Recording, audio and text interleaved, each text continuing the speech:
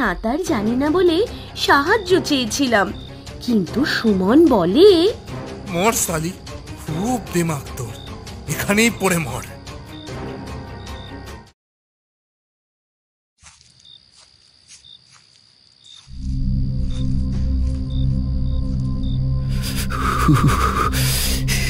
এই দাদা, মাত্র সন্ধে পার হলো কি না হলো, এর মধ্যেই গ্রামটা তো শুনশান হয়ে গেছে কেন বলতো? দেখেই গা ছমছম করছে। তার উপর আবার এই হাড় কাঁপানো শীতে একেবারে জমে যাচ্ছি যে। কি জানি রে বাবা, আমারও কেমন একটা লাগছে, কোথাও কোনো সাড়া শব্দ নেই।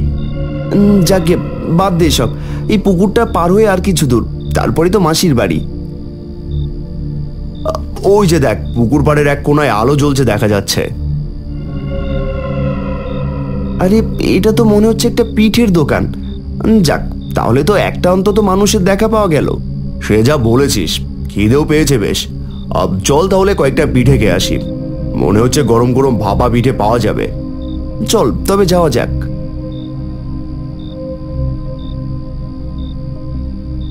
হ্যাঁ গো দিদি, ভাপা পিঠে হবে নাকি গরম গরম? কেন হবে না বাবু, এখনই গরম গরম ভাপা পিঠে বানিয়ে দিচ্ছি। আচ্ছা দিদি, একটা কথা বলো তো, গ্রামটা তো শুনশান কেন? মনে হচ্ছে কেউ নেই, কেউ থাকে না এই গ্রামে। সে আর আমি কি বলবো বাবু, গ্রামে নাকি এক পেতনির ছায়া পড়েছে। সন্ধ্যার পরে গ্রামে কোনো মানুষ দেখলেই নাকি তার উপর ভর করে। এই ভয়ে কেউ আর বেরোয় না। তাই নাকি? তুমি যে বের হয়েছো, তোমার ভয় করে না বুঝি? মৃত মানুষের আবার ভয় কিসের গো বাবু, বেঁচে থাকতে আমিও ভয় পেতাম। কি সব বলছো তুমি? তুমি পিঠে দিলে দাও, না হলে আমরা চলে যাই, এসব মজা করার সময় নেই। এত তারা কিসের বাবু, না পিঠে খেয়ে যাও।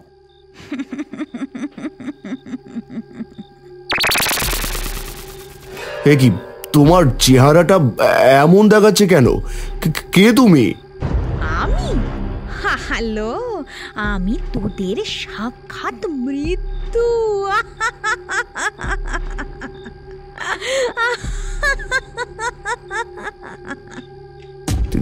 দেখো, আমরা কিন্তু তোমার কোনো ক্ষতি করিনি, কেন তুমি আমাকে মারতে চাইছো?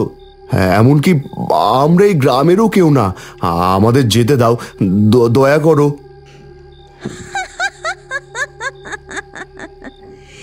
এসব বলে লাভ নেই, তোদের মরণ ঘনিয়ে এসেছে।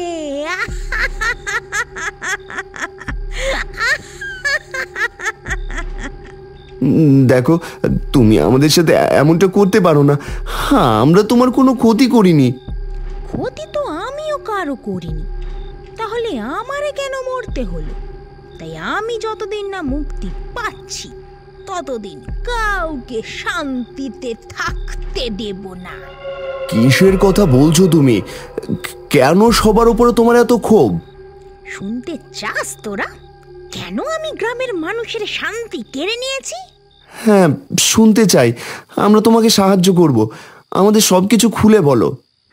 শোন তাহলে।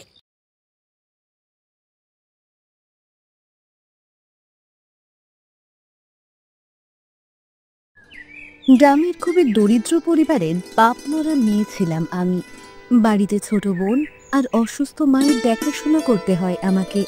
বাধ্য হয়ে মাকে বললাম, মা, গ্রামের পুকুর পাড়ের এক পাশে পিঠার দোকান দিলে কেমন হয়?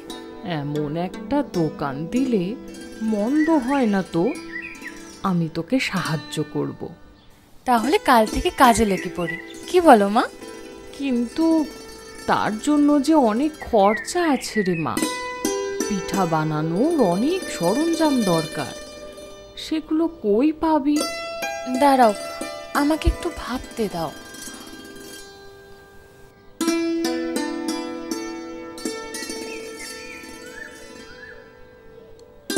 ও হ্যাঁ, আমার একজোড়া সোনার কানের দুল আছে না, ওগুলো আজকে বিক্রি করে দিয়ে আসবো। কিন্তু ওগুলো যে তোর বাবার শেষ স্মৃতি। এত চিন্তা করো না তো, আমাদের খুশি দেখলে বাবা উপর থেকে খুশি হবে। এর মধ্যেই আমাদের দোকানের কাজ শুরু হয়।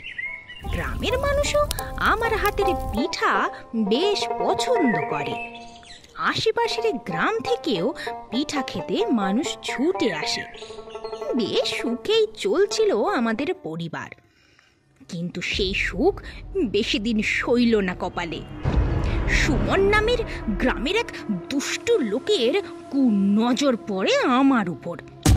তার প্রস্তাবে রাজি না হলে আমাকে বিভিন্নভাবে উত্ত্যক্ত করতে থাকে। এ নিয়ে গ্রামের মান্যগণ্য ব্যক্তিদের কাছে বিচার দিলেও কোনো বিচার পাইনি আমি। সেদিন দোকানে কাজ বেশি ছিল বলে দোকানটা বন্ধ করতে একটু দেরি হয়ে গেল। সব কিছু গোছগাছ করে যখন দোকান বন্ধ করতে যাব, তখনই সুমন আসে আর বলে, সীমা, দোকান বন্ধ করছিস নাকি? দে না দোকানে পিঠা। এখন দোকান বন্ধ, এখন কোনো পিঠা হবে না, যাও। সবসময় আমার সাথে এভাবে কথা বলিস কেন বলতো? আমি তো তোকে পছন্দ করি রে। দেখ সুমন, তোর সাথে বাজে বকর বকর করার আমার সময় নাই, পথ ছাড়। এত তাড়াহুড়ো করছিস কেন? আচ্ছা চল, আমি এগিয়ে দিয়ে আসি। হাত ছাড় আমার, হাত ছাড়।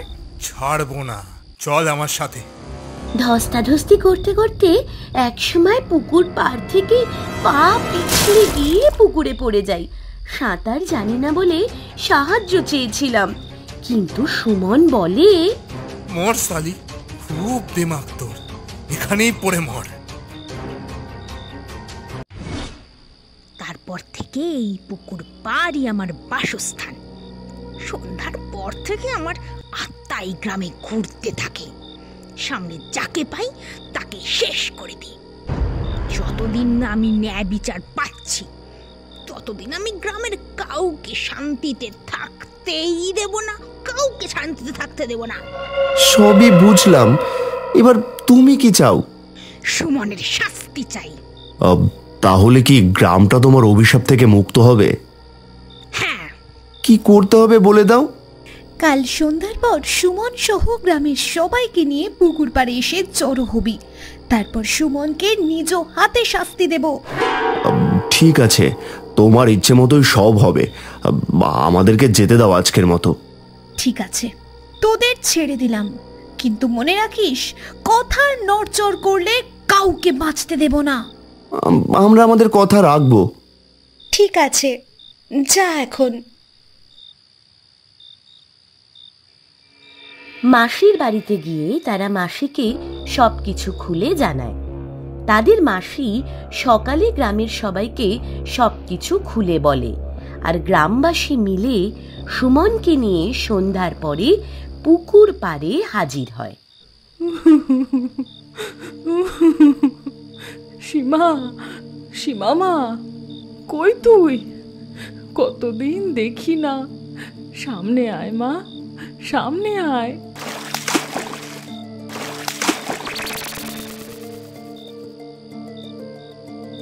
সীমা, তুই আমাদের মাফ করে দে। এই শয়তানটা ভয় দেখিয়ে আমাদের চুপ করিয়ে রেখেছিল।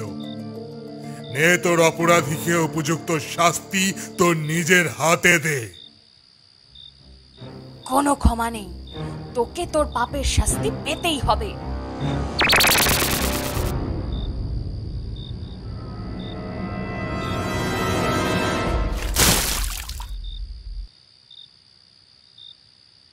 এবার তোমার প্রতিশোধ পূর্ণ হয়েছে, তোমার অপরাধী শাস্তি পেয়েছে, এখন তোমার কথা রাখার পালা।